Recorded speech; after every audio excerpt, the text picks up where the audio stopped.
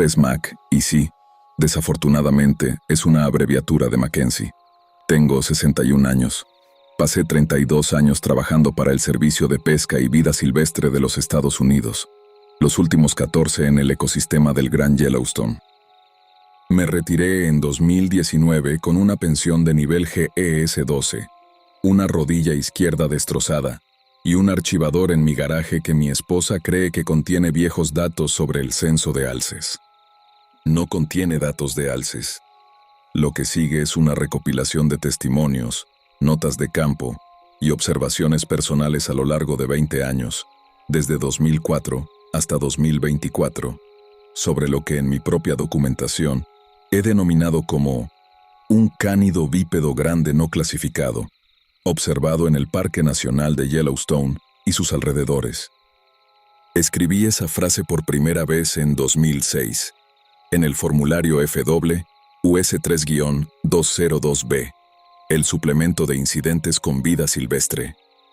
Recuerdo haberme quedado mirando la pantalla un buen rato antes de presionar imprimir. Usé ese lenguaje porque me daba algo de qué sujetarme. Suena científico. Suena a algo que tiene un lugar en la taxonomía. Algo que podría describirse, clasificarse y archivarse. Sin esa jerga, tendría que usar la palabra que mis testigos no dejan de repetir. Y no estoy listo para poner esa palabra en la primera página. Ya la escucharán bastante pronto. Permítanme ser directo sobre lo que soy y lo que no soy. Tengo una maestría en Biología de la Fauna Silvestre por la Universidad Estatal de Montana. He publicado 9 artículos revisados por pares sobre corredores migratorios específicos en el Gran Yellowstone. He comparecido ante subcomités del Congreso como asesor técnico sobre la reintroducción del lobo gris. Todo esto para decir que no soy un criptozoólogo. No asisto a esas convenciones como Paracon o Cryptid Fest. Nunca he tenido un programa de televisión, ni he aparecido en uno, y no tengo un podcast. Hasta este documento, jamás le había presentado estos hallazgos a nadie fuera de un pequeño grupo de colegas de confianza, quienes me pidieron que no usara sus nombres. Comencé a recopilar estos relatos porque no dejaban de llegar a mi escritorio en formatos que simplemente no encajaban. Reportes de encuentros con animales donde lo descrito no era un oso, ni un lobo, ni un alce, ni un puma. Y con toda certeza, tampoco era una persona. Los primeros los archivé y los olvidé. Los posteriores los archivé, pero no pude olvidarlos. Los testigos eran, en la mayoría de los casos, personas en cuyo criterio profesional había confiado durante años. Guardabosques de temporada, biólogos especialistas en lobos, personal de mantenimiento de senderos, trabajadores que habían pasado más tiempo en el interior de Yellowstone de lo que la mayoría de los investigadores pasarán en toda su vida. Mis criterios de inclusión fueron estrictos porque tenían que serlo. Si iba a mantener un archivador en las sombras de mi garaje durante 20 años, más le valía que el material tuviera bases sólidas. El testigo tenía que estar sobrio. Tenía que haber presentado un informe oficial o haber aceptado una entrevista grabada en mi grabadora Olympus Doble US-853, la cual compré en 2009 y todavía uso. El relato debía incluir detalles físicos específicos que no coincidieran con la megafauna conocida de Norteamérica. Excluí cualquier cosa que sonara tomada del mito de Bigfoot, cualquier relato que sospechara que fue inventado para llamar la atención, y cualquier testimonio procedente de contextos espirituales o ceremoniales de los nativos americanos. Esta última exclusión merece una explicación. Varias personas de las naciones Shoshone y Crow, con las que hablé, me dejaron claro que lo que ellos saben sobre estas cosas opera en un nivel para el cual no estoy cualificado. Su conocimiento es más antiguo que el mío y se rige por reglas diferentes. Yo soy biólogo, mido huellas y entrevisto a testigos.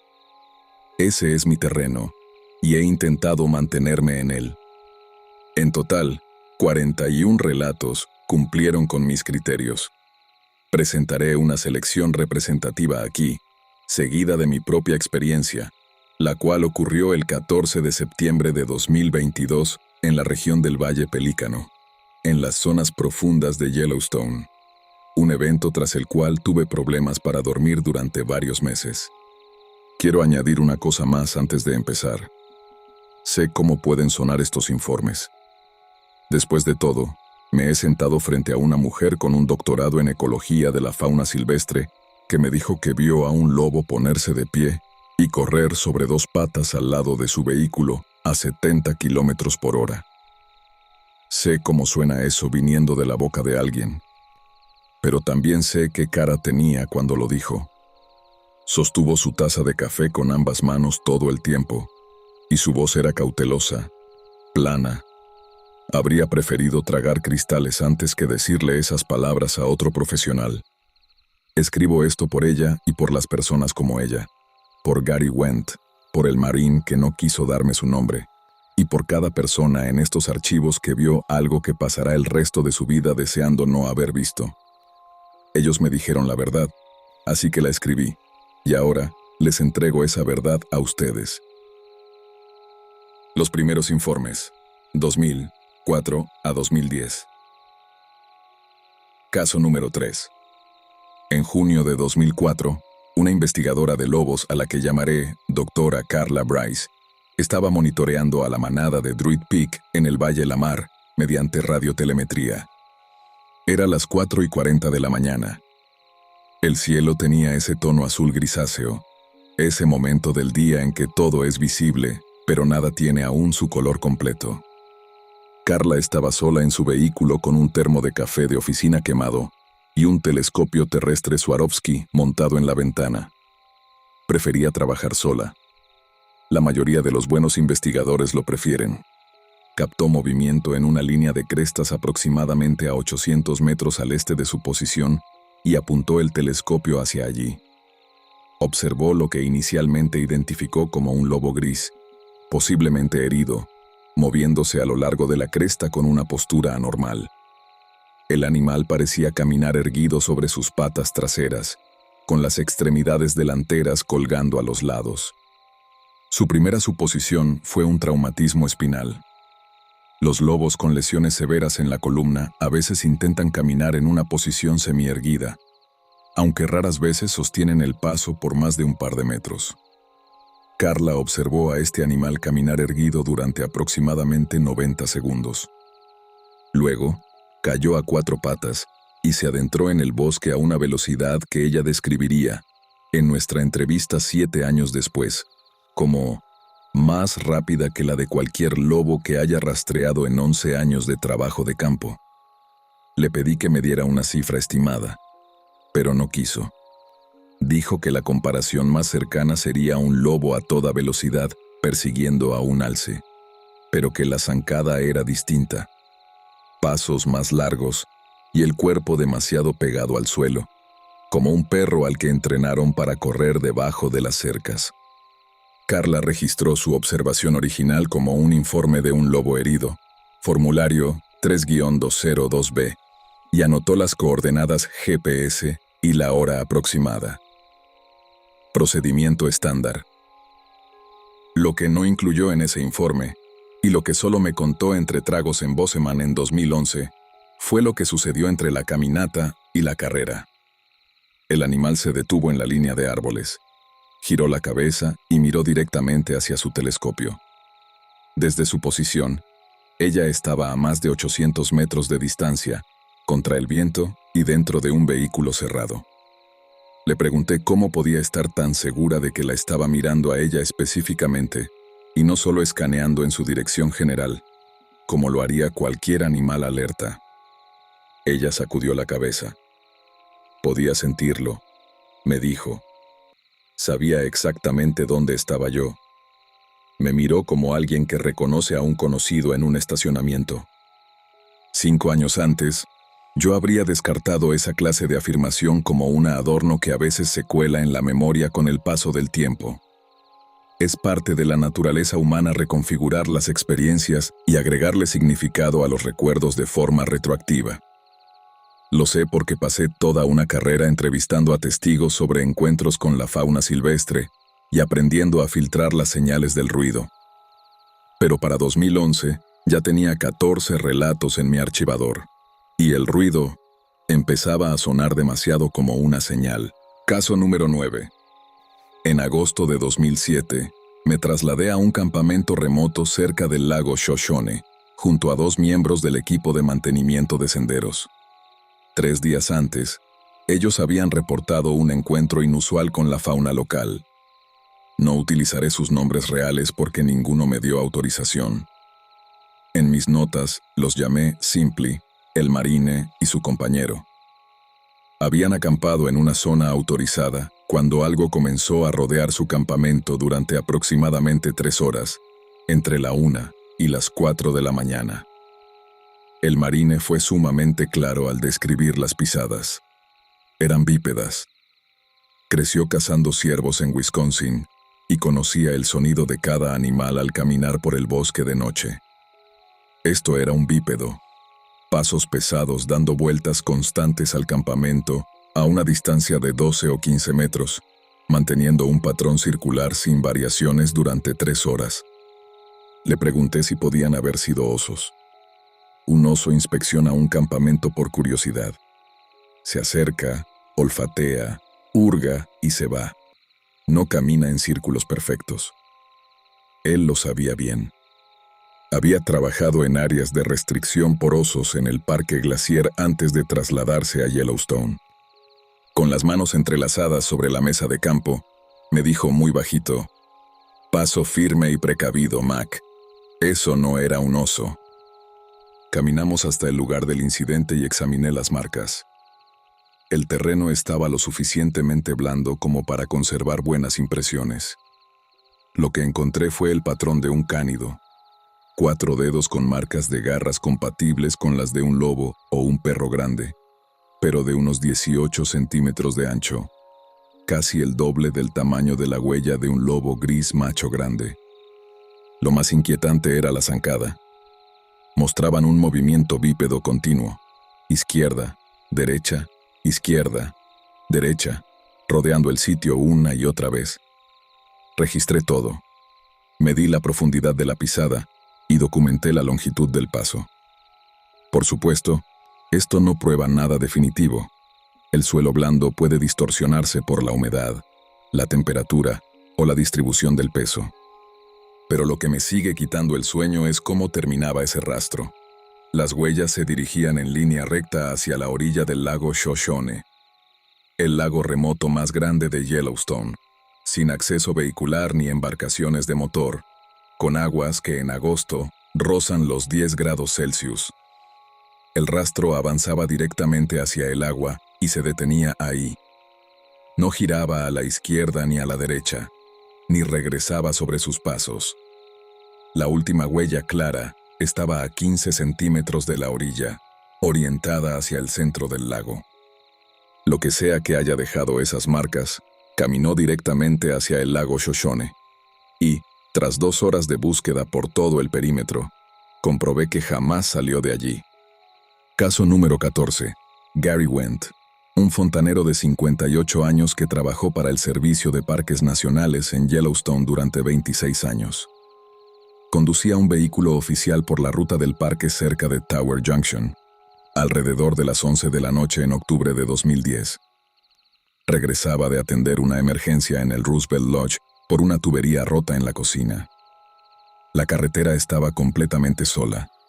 Faltaban semanas para el cierre de invierno y el turismo ya se había ido. Algo estaba de pie en medio del camino.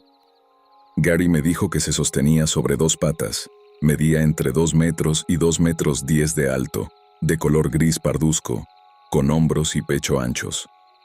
Estaba de espaldas, pero cuando los faros de la camioneta lo iluminaron, el animal giró la cabeza y miró directamente al vehículo.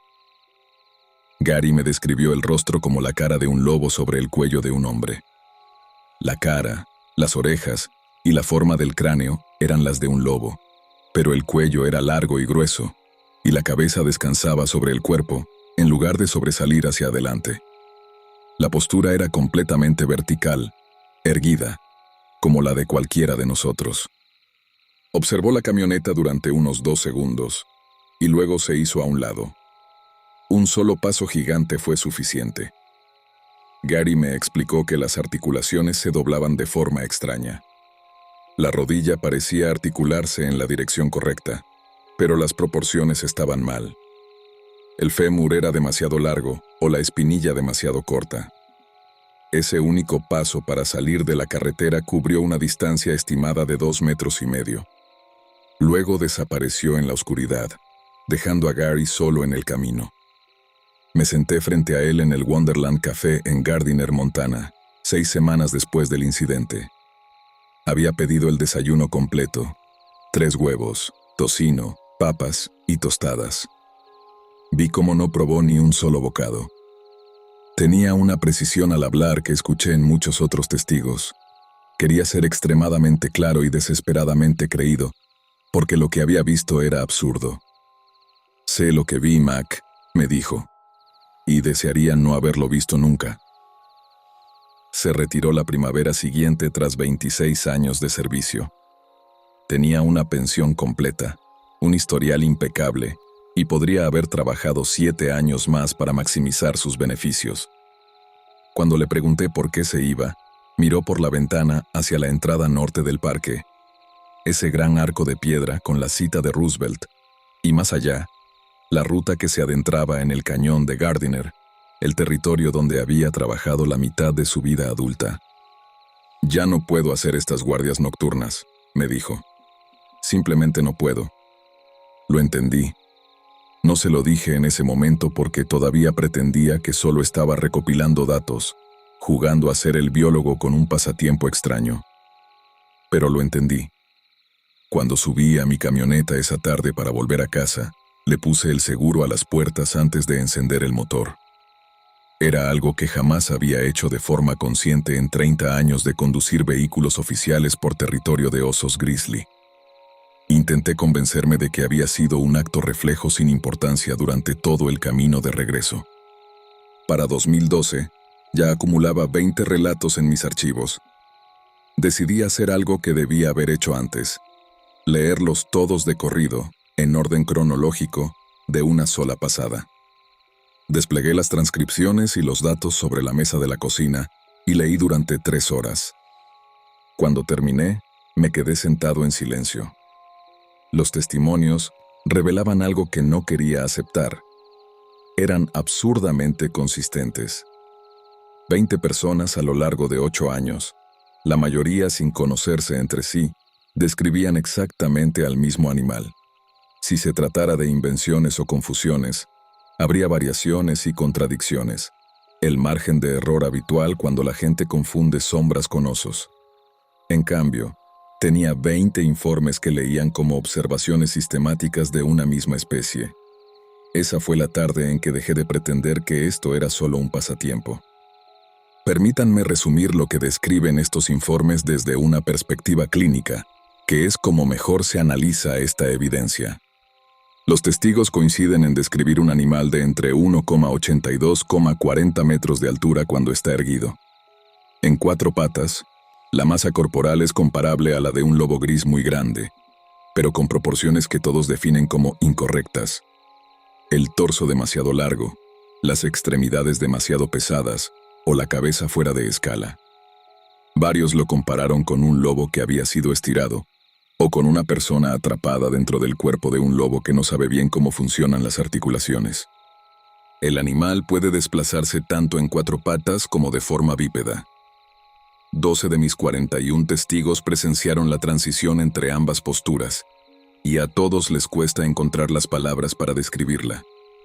La palabra más recurrente es fluida, seguida inmediatamente por incorrecta. Son 2 términos que no suelen ir juntos.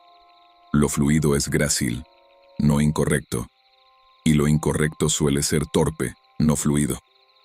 Sin embargo, los testigos recurren a ambas palabras al mismo tiempo, como si el movimiento que presenciaron fuera de una suavidad aterradora.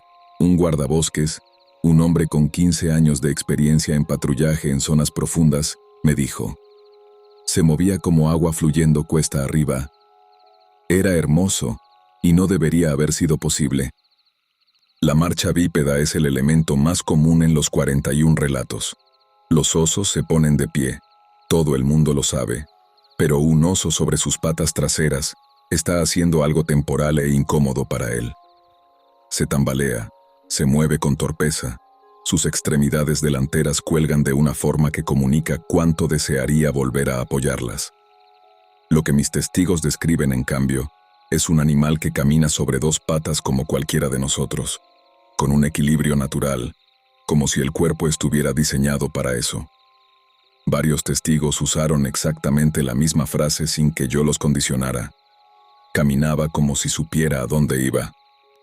Casi todos los testigos nocturnos mencionan el brillo de los ojos. Aquí es donde los informes se vuelven aún más difíciles de reconciliar con la biología conocida. El brillo ocular de los cánidos suele ser verde dorado. El de los osos tiende al ámbar o al rojizo. Lo que mis testigos describen es un reflejo pálido y plano, en un color que nadie logra definir con exactitud. Blanco es la descripción más común. Plateado, la segunda.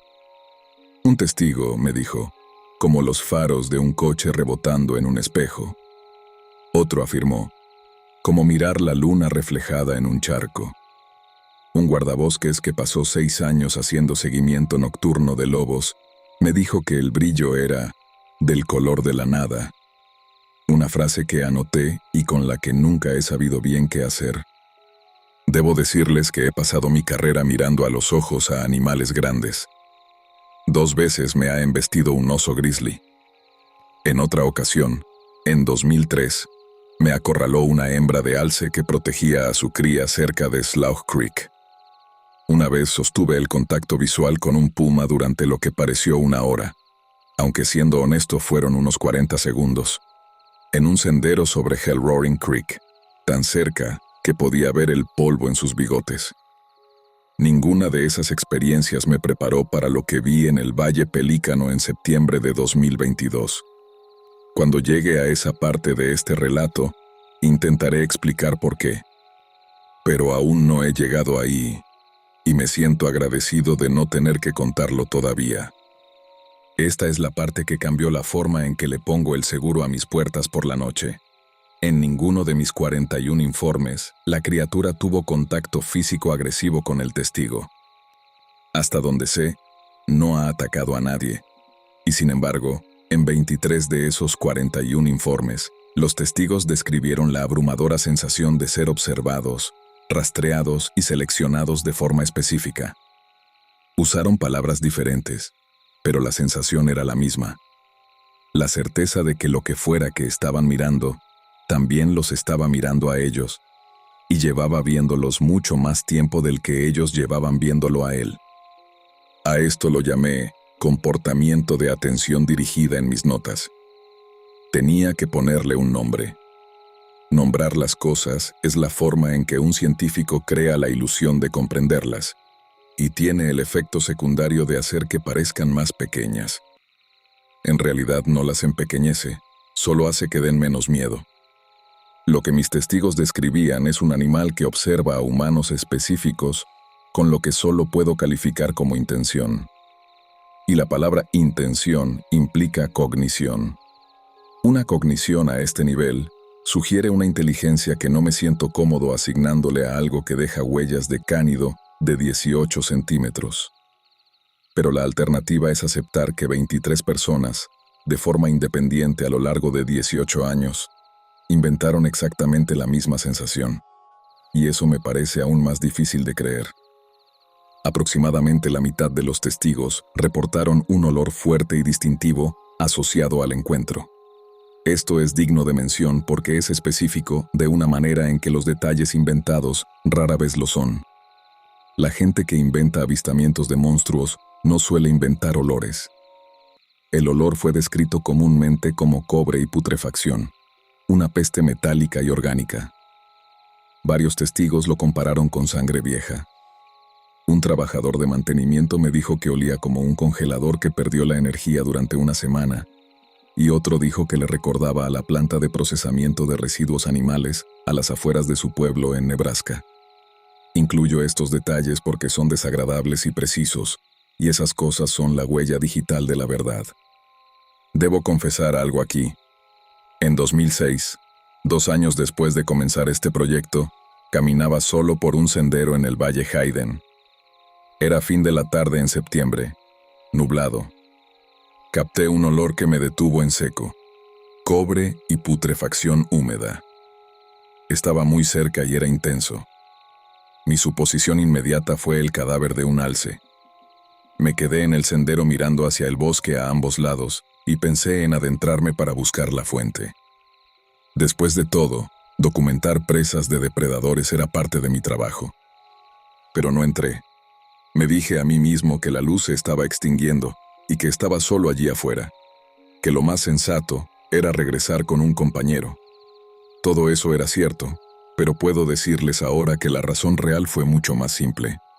Ese olor me mató de miedo. He olido cientos de animales muertos en mi carrera, desde crías de ciervo recién cazadas hasta bisontes de un mes, pudriéndose bajo el calor de julio. Esto era completamente diferente. El olor era como algo vivo y, al mismo tiempo, olía a muerte. Esa distinción hizo que se me erizara cada vello del brazo. Me di la vuelta y regresé a paso ligero hacia el inicio del sendero. Y por paso ligero quiero decir a punto de correr. Me dije a mí mismo que era un cadáver, y quise creer eso durante más de una década. La mayoría de los encuentros en mis archivos fueron silenciosos, lo cual en sí mismo es notable. Un animal de este tamaño moviéndose por el bosque debería producir bastante ruido. Sin embargo, muchos testigos afirmaron que el silencio del encuentro era el elemento más perturbador. Solo en 3 relatos los testigos reportaron una vocalización. Uno lo definió como un zumbido, similar al de un transformador en un poste de luz, pero saliendo de una garganta. Otro dijo que era un sonido grave, casi por debajo del umbral de audición, que se sentía más en el pecho que en los oídos. El tercero, un guardabosques de temporada con formación musical, lo describió como un tono sostenido, tal vez un sol o un la bemol, por debajo del do central, completamente firme, que duró entre 15 y 20 segundos. He escuchado cada vocalización de cánidos y úrsidos archivada por el Laboratorio de Ornitología de Cornell. Nada coincide. 35 de mis 41 avistamientos ocurrieron entre las 10 de la noche y las 4 de la mañana. Los 6 restantes tuvieron lugar bajo una densa cobertura de nubes o en la sombra profunda del bosque durante el día. Saquen sus propias conclusiones sobre lo que eso significa. Yo ya he sacado las mías. Geográficamente, estos avistamientos se concentran en 4 áreas: el Valle Pelícano, el Valle Lamar, el Valle Hayden y la región de Thoroughfare, en la esquina sureste del parque. Estas son las zonas con mayor densidad de manadas de lobos en Yellowstone. También son las áreas más alejadas de los caminos y del desarrollo humano. Thoroughfare, en particular, es considerado el punto más remoto de los Estados Unidos contiguos, a más de 48 kilómetros de la carretera más cercana en cualquier dirección. Si quisieras ocultar una población de animales grandes e inteligentes en el país, difícilmente encontrarías un terreno mejor. El parque abarca casi 900,000 hectáreas. Los visitantes, incluso en lo más alto del verano, solo llegan a recorrer aproximadamente el 1% de esa superficie. Lo que habita en el otro 99% es, hasta un punto que sorprendería a la mayoría, verdaderamente desconocido. Para 2011, llevaba ya el suficiente tiempo en esto como para notar un cambio. Los primeros testimonios que recopilé tenían una cualidad casi accidental. La gente se topaba con algo inesperado, lo reportaba y seguía con su vida. Los encuentros eran breves. Los testigos quedaban sacudidos, pero funcionales. A partir de 2011, los relatos comenzaron a cambiar. Los encuentros duraban más tiempo, el comportamiento de la criatura parecía más deliberado, y a los testigos les costaba mucho más recuperarse. No sé si las criaturas estaban cambiando, o si yo simplemente me había vuelto mejor encontrando a las personas que tuvieron las peores experiencias. Sospecho que ambas cosas. Caso número 22. En julio de 2013, un fotógrafo de vida silvestre a quien llamaré Ben, realizaba un viaje en solitario de varios días en el Valle Pelícano. Era un experimentado explorador de zonas profundas, de unos 40 y tantos años, que llevaba una década y media fotografiando a los osos grizzly de Yellowstone. Sabía cómo colgar la comida y cómo gestionar encuentros con osos. Era un hombre que sabía controlar su ritmo cardíaco, incluso cuando algo con garras inspeccionaba su campamento. Ya lo había hecho antes y se consideraba difícil de perturbar. Se despertó a las 2 de la mañana con el sonido de algo olfateando su tienda de campaña. Eso en sí no tenía nada de extraordinario. Los osos inspeccionan las tiendas. Te quedas quieto, guardas silencio y eventualmente pierden el interés. Ben conocía el protocolo, pero el olfateo aquí era distinto. Se movía de forma lenta y precisa a lo largo de la costura donde el sobretecho se une al cuerpo de la tienda, rastreando desde la zona de los pies hacia la cabeza. Se detuvo a la altura de sus pies y pudo escuchar una inhalación profunda y lenta de aire a través del nylon. Luego se movió por su lado izquierdo, subiendo por su cadera, sus costillas, y se detuvo a la altura de su rostro. Él estaba acostado boca arriba. Lo que fuera que estuviese afuera estaba a centímetros de él, separado solo por la tela de la tienda. Pudo escuchar su respiración. Ben me dijo que la respiración fue lo que le hizo comprender que no era un oso. Era demasiado lenta. Un animal grande, incluso en reposo, respira a un ritmo determinado por su demanda metabólica. Algo del tamaño de un grizzly toma una bocanada de aire cada 3 a 5 segundos. La respiración fuera de su tienda ocurría una vez cada 15 o 20 segundos. Inhalaciones extremadamente largas y lentas, seguidas de exhalaciones igual de pausadas, con pausas entre cada ciclo que duraban más que las propias respiraciones. Dijo que sonaba como algo que no necesitaba mucho aire. Permaneció junto a su rostro durante lo que calculó en 2 minutos. Podía sentir el calor a través de la tela, el calor corporal de algo muy grande a muy corta distancia. Luego continuó hacia la cabecera de la tienda y escuchó pasos alejándose, pasos bípedos. No salió de la tienda hasta el amanecer. Por la mañana, encontró marcas de garras en un pino con torta a unos 2 metros de donde había estado su cabeza. 5 surcos distribuidos de manera uniforme en la corteza, a una altura aproximada de 2,5 metros sobre el suelo. Las hendiduras eran lo suficientemente profundas como para exponer la madera blanca debajo de la corteza. Conduje hasta allá para examinar el árbol a la semana siguiente. Llevé una cinta métrica, una cámara, y pasé 1 hora junto a ese pino. Presioné mi mano contra la corteza al lado de las marcas. Tengo manos grandes, uso guantes extra grandes, y la separación entre los surcos superaba el ancho de mi mano por al menos 5 centímetros. El patrón coincidía con 5 dígitos sujetando y arrastrando hacia abajo, parecido a cómo una persona pasaría sus uñas por una superficie. Otra vez la comparación con los humanos. Pero una persona que dejara marcas así de profundas en la corteza de un pino con torta necesitaría garras de al menos 4 centímetros de largo y una fuerza de agarre que no creo que exista en la fisiología humana. Ben recogió su campamento esa misma mañana y regresó. Canceló los 4 días restantes de su viaje. Lo entrevisté 2 semanas después en una cafetería en Jackson. Estaba tranquilo y organizado, y respondió a cada una de mis preguntas.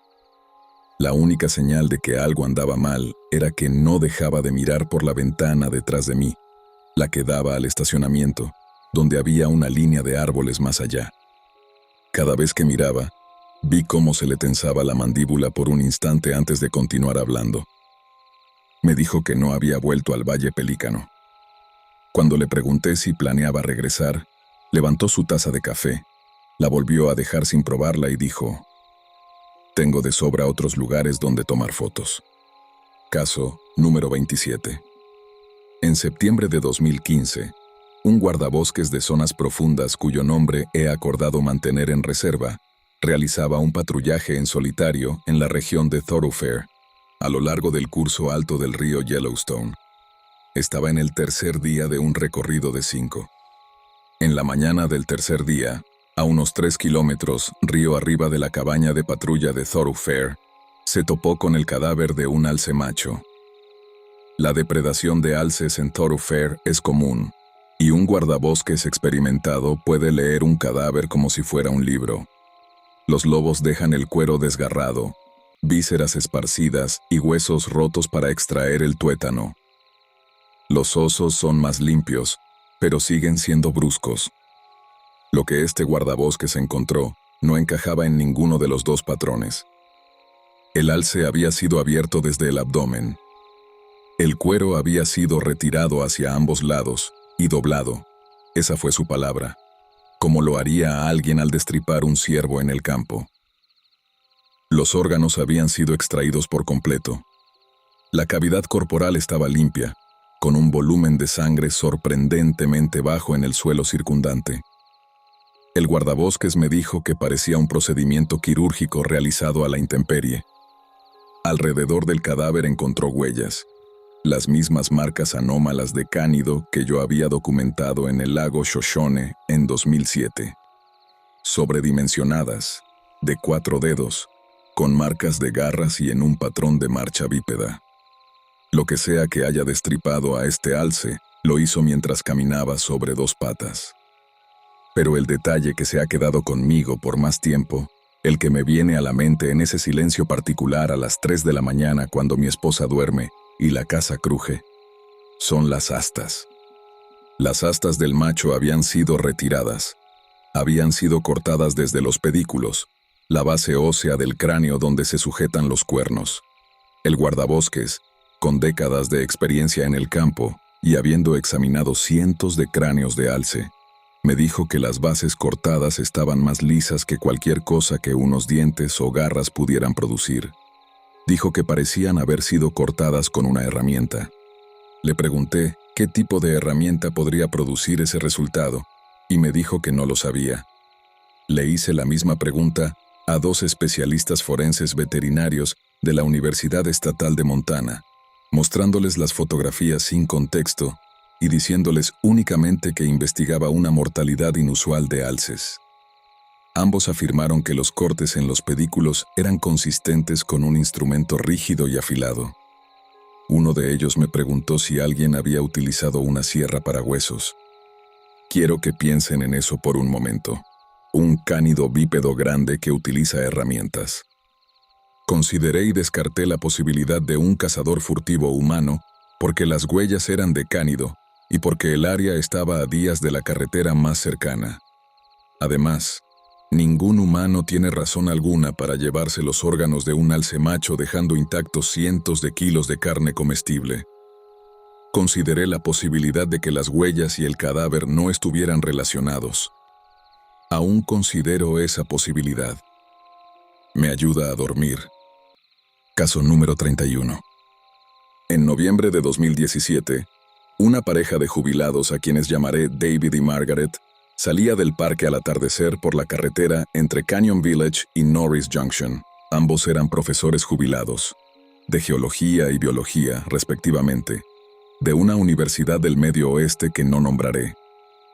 Llevaban visitando el parque durante 30 años y conocían bien la fauna local. Margaret observaba los prados a través de unos binoculares Nikon 10x42 cuando, aproximadamente a las 5:15 de la tarde, captó movimiento a su derecha. Un animal grande corriendo en paralelo a la carretera, a unos 200 metros de distancia. Inicialmente lo identificó como un lobo inusualmente grande que avanzaba a pleno sprint. David conducía a 70 kilómetros por hora, pero el animal mantenía el paso. Margaret lo observó a través de los binoculares durante unos 30 segundos, y fue entonces cuando el animal cambió. La parte delantera de su cuerpo se levantó y sus patas traseras se reajustaron. El patrón de zancada pasó de un galope de 4 tiempos a una carrera de 2 tiempos en un solo movimiento fluido. y la criatura continuó a lo largo del prado sobre dos patas, a la misma velocidad, 70 kilómetros por hora, sobre dos patas. Ella me dijo que las proporciones durante la transición estaban totalmente mal. El torso se alargó, o pareció hacerlo. Las extremidades delanteras, que habían estado tocando el suelo como cuatro patas, se replegaron contra el pecho y luego quedaron colgando a los lados. La cabeza rotó de una posición orientada hacia adelante a una totalmente erguida. Dijo que todo el proceso tomó quizás 3 segundos y que fue demasiado fluido. Como recordarán, el uso de esa palabra era común entre estos testigos. Se convirtió en algo que empecé a temer. Cuanto más la escuchaba, más entendía que fluido se usaba con frecuencia para describir algo que viola por completo la lógica y la comprensión de una persona. La criatura corrió sobre dos patas durante unos cientos de metros más, aún en paralelo a la carretera, y luego se desvió hacia los árboles. Desapareció. David, que iba al volante, solo vio a un animal adentrándose en el bosque. No presenció la transición. Miró a Margaret, y ella estaba sentada muy quieta, con los binoculares sobre el regazo. No dijo nada. No pronunció una sola palabra durante el resto del trayecto de 2 horas hasta Bosman. Margaret me confesó que esa fue la primera vez en sus 40 años de matrimonio que le ocultaba algo a su esposo. Todavía no le ha dicho lo que vio. Me dijo: sé qué tipo de cosas se supone que debes proteger con tu reputación profesional, pero no esto. Le agradecí y me fui conduciendo a casa. Tuve que orillarme 2 veces en la Interestatal 90 porque las manos no se me quedaban quietas en el volante. Me senté en un área de descanso cerca de Livingston durante 20 minutos con el motor encendido y con las puertas aseguradas, sin duda. Trataba de reconciliar lo que una bióloga de campo con doctorado y sumamente creíble me acababa de contar, con el mundo tal como yo lo entendía. No pude reconciliarlos. Para 2019, el año en que me retiré de pesca y vida silvestre, ya tenía 34 relatos en mis archivos y dormía bastante mal. Había empezado a revisar el cerrojo de la puerta antes de irme a la cama, pararme en la entrada, girar el pestillo y sentir cómo encajaba. Algo que jamás imaginé que se convertiría en mi rutina. Algunas noches me levantaba 1 hora después y volvía a comprobarlo. Mi esposa se daba cuenta, pero no preguntaba. Aún intentaba convencerme de que todo era algo académico, que solo era un recopilador de encuentros e historias de otras personas, y que el archivador de mi garaje era un simple proyecto de investigación. Me aferré a esa idea como a un pasamanos cuando los escalones están demasiado resbaladizos y la luz es demasiado mala. Mientras fuera solo el investigador, solo el tipo de la grabadora y la hoja de cálculo, estaba a salvo de lo que fuera que hubiera en esos archivos. Estaba a salvo. Hasta septiembre de 2022. Porque entonces, dejé de estarlo. Lo que creo que son, y lo que no. La pregunta que me hace cada persona en la que he confiado lo suficiente como para compartir este material es siempre la misma. ¿Qué son? Les diré primero lo que he descartado. El proceso de eliminación es al menos un camino que sé cómo recorrer. No son osos sobre sus patas traseras. Los osos no caminan de forma bípeda recorriendo largas distancias, no corren a 70 kilómetros por hora sobre 2 patas y ciertamente no dejan huellas de cánido. No son lobos con sarna o desfigurados. Los lobos enfermos siguen pareciendo lobos, siguen caminando sobre 4 patas y no rozan los 2,5 metros de altura. Y no creo que sean personas con disfraces. Es una sugerencia que me agota. Un humano disfrazado no deja huellas de cánido con marcas de garras profundas, ni puede mantener el ritmo del tráfico en una carretera. Una persona con un traje no sobreviviría a temperaturas invernales de 30 o 40 grados bajo cero. Y no le quita las astas a un alce al instante con precisión quirúrgica, usando una herramienta que no deja rastros. Lo que me lleva a la palabra. La palabra que he estado evitando desde la primera página de este documento, la cual 14 de mis 41 testigos usaron de forma independiente y sin ningún tipo de inducción por mi parte. Hombre lobo. 14 profesionales, a lo largo de casi 2 décadas, recurrieron a la misma pieza del folclore para describir lo que vieron. Encuentro ese hecho incómodo y revelador en igual medida. Hay una historia aquí, una que se remonta más atrás que mi archivador.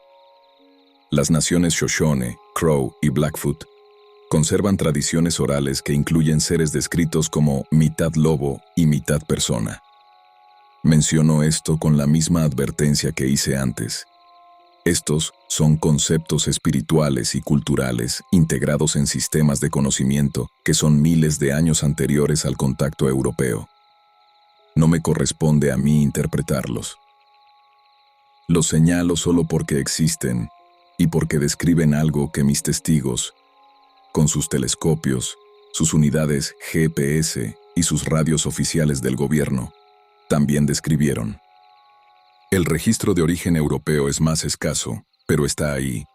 Los cazadores de pieles franco-canadienses que trabajaban en las montañas rocosas del norte en las décadas de 1820 y 1830 dejaron entradas en sus diarios, haciendo referencia al loup-garou en las montañas.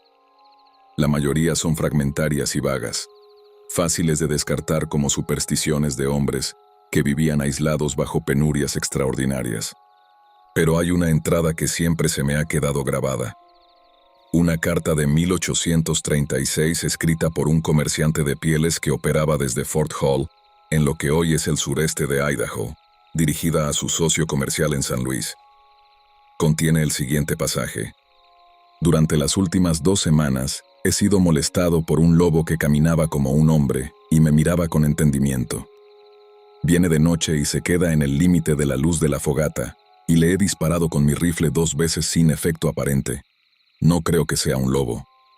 Ahora bien, soy un hombre que no cree en lo sobrenatural.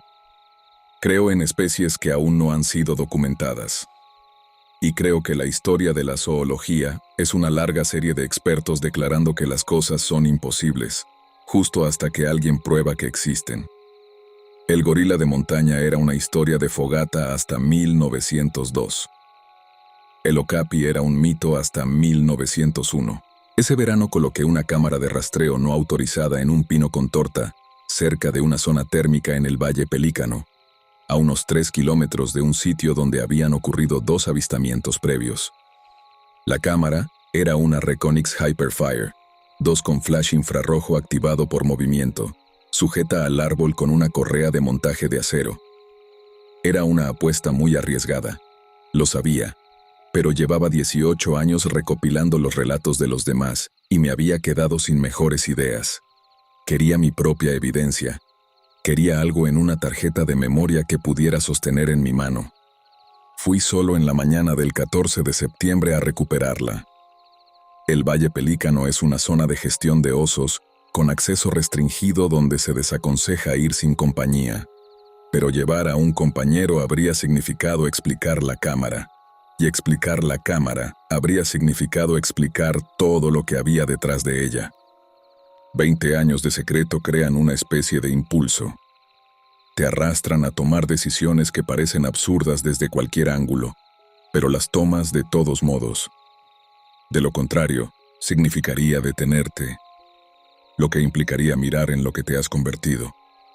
Estacioné en el sendero del Valle Pelícano a las 5:30 de la mañana y llegué al lugar de la cámara hacia las 8. Pero la cámara ya no estaba en el árbol. La correa de montaje de acero seguía abrochada alrededor del tronco, bien ajustada, exactamente como la había dejado. La cámara había sido extraída de la correa y colocada en el suelo, a 1 metro de la base del árbol, boca abajo sobre la tierra. La carcasa estaba intacta. No había marcas de dientes ni de garras, y no vi ninguna señal de impacto. La ranura de la tarjeta SD estaba abierta, y la tarjeta no estaba. Me senté en un tronco caído a mirar la cámara. La batería seguía cargada. La carcasa no tenía daños. Lo único que faltaba era esa tarjeta, el único componente que contenía los datos. Escuché el siseo de las fuentes termales, olí el azufre y sentí el calor del suelo a través de mis botas. Supe que algo había encontrado mi cámara, había entendido lo que era y se había llevado la única pieza que guardaba información. Guardé la cámara en mi mochila e inicié el regreso. Los primeros 3 kilómetros transcurrieron sin novedades, solo prados abiertos y matorrales de sauces con buena visibilidad. Luego, el sendero se adentra en un corredor de pinos con torta quemados, un remanente de los incendios de 1988. Los troncos muertos se alzan muy juntos, grises y sin ramas, como postes de cerca que se extienden en todas direcciones. Las líneas de visión son largas, de cientos de metros, porque no hay nada verde que bloquee la vista. Puedes verlo todo. Eso fue lo que me dije a mí mismo al entrar en la zona quemada. Aproximadamente en el kilómetro 5 del regreso, me percaté de un sonido a mi izquierda y ligeramente detrás de mí. Pasos. Pasos bípedos que se ajustaban a mi ritmo. Dejé de caminar. Los pasos también se detuvieron, pero dieron un paso adicional después de que yo me detuve. Un eco se detiene simultáneamente. Un animal que reacciona a tu parada muestra un retraso de medio segundo o más, el desfase entre el estímulo y la respuesta. Ese paso extra fue otra cosa. Estuvo casi sincronizado, desfasado por una fracción de segundo, como si la cosa que caminaba a mi lado estuviera tomando la decisión de detenerse. Y esa decisión llegó un paso demasiado tarde. Comencé a caminar de nuevo. Los pasos se reanudaron. Apuré el paso. Ellos se ajustaron. Disminuí la velocidad y volvieron a ajustarse. Siempre con ese pequeño desfase, esa minúscula brecha entre mi cambio y su respuesta, como un reflejo corriendo medio segundo por detrás. Podía escuchar las pisadas con total claridad en el silencio de los árboles quemados. Era un caminar pesado y bípedo. Estaba a unos 35 metros a mi izquierda, en algún punto entre las columnas de madera muerta, pero no podía ver qué lo producía. No me giré a mirar. Cuando te encuentras con un depredador en la naturaleza, la dinámica del encuentro se define por el reconocimiento. Mientras ninguna de las partes dé señales de notar a la otra, solo son dos animales ocupando el mismo espacio. Van en paralelo. Pero en el momento en que te giras y miras, creas una relación. Te conviertes en el observado y el observador, la presa y el depredador, lo que huye y lo que persigue. Sabía esto por mi entrenamiento, y lo sabía en mis huesos. No me giré a mirar. Caminé por ese bosque quemado durante unos 20 minutos mientras algo marcaba el paso a mi lado entre los árboles muertos, a 35 metros a mi izquierda, igualando cada variación de mi velocidad con ese terrible retraso de medio segundo. Miré recto hacia adelante, mantuve la respiración constante y conté mis pasos, porque contar al menos le daba algo que hacer a la parte de mi cerebro que quería gritar. Llegué hasta el número 642. El corredor de pinos quemados desembocaba en un prado. En el momento en que pasé de la madera muerta a la hierba abierta, los pasos se detuvieron. Lo que sea que caminaba a mi lado se detuvo justo en la línea de árboles, lo que me recordó a una persona que se detiene al borde de una piscina, justo en el límite entre un entorno y otro. Caminé 40 metros hacia el interior del prado. Entonces, me detuve y me di la vuelta. Los árboles quemados se erguían en filas, grises y verticales, recortados contra el cielo nublado. Durante un momento no vi nada, pero entonces lo encontré.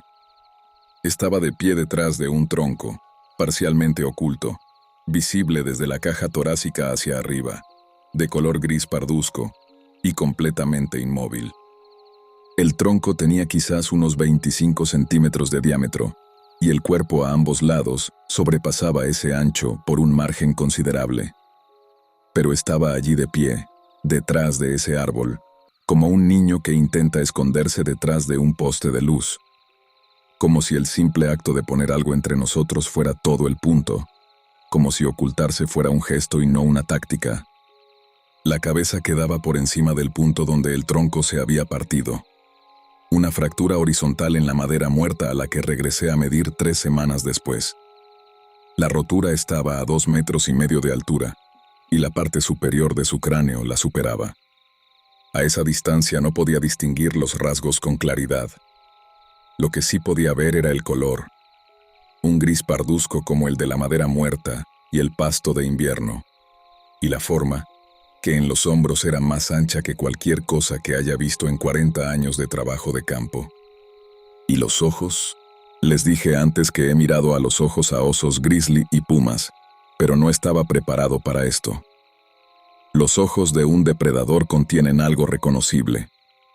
Contienen inteligencia animal. Esa conciencia calculadora de una criatura que decide si eres comida, una amenaza o simplemente algo irrelevante. Lo que me miraba desde detrás de ese árbol no era la misma clase de cosa. Los ojos captaban la luz del día y la reflejaban en un tono plano y pálido, del color del hielo sucio. Y detrás de ese reflejo había algo que no pude leer en absoluto. No quiero decir que fuera hostil o curioso. Quiero decir que simplemente no podía descifrar qué era. Y la imposibilidad de leer esos ojos fue la peor sensación que he experimentado jamás. Yo lo miré, y él me miró a mí. Me gustaría decir que esto duró 2 minutos. Eso haría el encuentro más creíble, pero simplemente no lo sé. El tiempo hace cosas extrañas cuando estás parado en medio de un prado abierto mientras algo que no debería existir te estudia desde detrás de un árbol muerto. Entonces dio un paso a su derecha, detrás del tronco, y desapareció de nuevo. Eran pinos con tortas sin ramas, con líneas de visión despejadas durante cientos de metros. No había ningún lugar detrás del árbol al que pudiera irse sin que yo pudiera verlo. Se hizo detrás de 25 centímetros de madera muerta y desapareció, sin más, como si el árbol fuera una puerta y hubiera cruzado a través de ella hacia algún otro lugar. Caminé los 6 kilómetros restantes hasta el inicio del sendero tan rápido como pude, mirando hacia atrás cada 30 segundos. Llegué a mi camioneta y le puse el seguro a las puertas. Conduje a casa, entré y le di a mi esposa un beso fuerte. Regresé al lugar 3 semanas después con un colega que aceptó acompañarme sin hacer demasiadas preguntas. No encontramos nada. El clima había cambiado y la primera helada fuerte había endurecido el suelo. Mi tarjeta S de nunca apareció. Tengo 7 informes nuevos desde septiembre de 2022. Los testigos siguen siendo personas creíbles, reacias a hablar y asustadas, y yo continúo registrando sus relatos en la misma grabadora Olympus que compré en 2009. Sigo archivando las transcripciones en el mueble de mi garaje. Mi esposa y yo siempre hemos dormido con la ventana del dormitorio abierta, incluso en enero, cuando la temperatura en Gardiner cae a 20 grados bajo cero y la escarcha se acumula en la parte interna del cristal. Dejábamos esa ventana entreabierta un par de centímetros porque nos gustaba el aire frío y el sonido del río Yellowstone, que se escucha desde la casa si el viento sopla a favor.